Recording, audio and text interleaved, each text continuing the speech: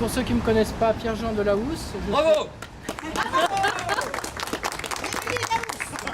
Je suis le président, pour ceux qui ne me connaissent pas, de Paysages de France. Donc je suis le président de Paysages de France, juste pour que vous sachiez à peu près qui parle. Alors, je n'ai qu'une seule chose à dire, plutôt deux. D'abord, merci à ceux qui sont venus soutenir cette action, parce que vous le savez, c'est pas forcément... on ne remplit pas forcément les stades de foot sur des thématiques environnementales, donc c'est un témoignage important. Deuxièmement, nous nous battons pour le respect du droit contre ceux qui le violent et qui, je l'espère, ne sont pas défendus par la police, dont le rôle devrait être de dresser les procès-verbaux concernant les infractions, parce que ces panneaux sont en infraction. L'association a déjà fait condamner 66 fois l'État français à cause de la carence de ses représentants au niveau des départements, c'est-à-dire les préfets. Vous vous rendez bien compte que 66 fois, c'est beaucoup, surtout qu'une association ne peut pas, à longueur d'année, traiter et aller au tribunal administratif à longueur d'année. Donc, vous imaginez, à partir de ces chiffres de 66, le nombre extraordinaire d'infractions qui existent en France. Ce sont des centaines de milliers d'infractions, et je dirais plutôt probablement des millions d'infractions.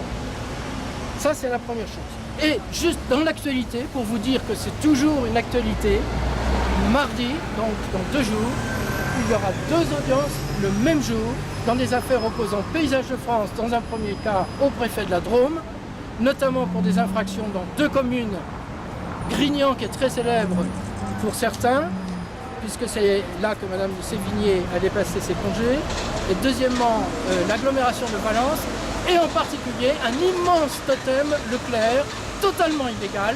Leclerc, comme toute la grande distribution, s'assoyant sur la loi. Pourquoi? Parce qu'ils savent qu'ils bénéficient de la protection en fait, de l'État, quel qu'il soit, c'est-à-dire quel que ce soit la droite ou maintenant ce qu'on appelle la gauche.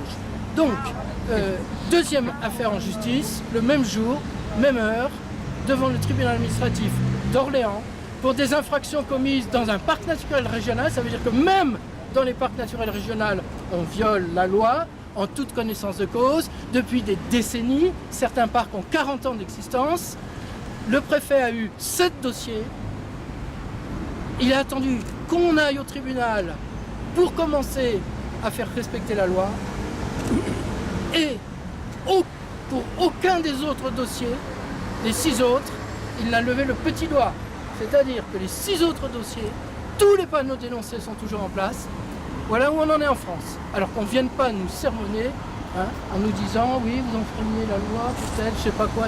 C'est totalement surréaliste, totalement inacceptable, totalement scandaleux. Nous, on se bat pour le respect de la loi, du droit des citoyens à ce que leur cadre de vie et leur environnement soient protégés. Il y a des lois pour ce faire, qu'on respecte les lois, c'est le minimum requis.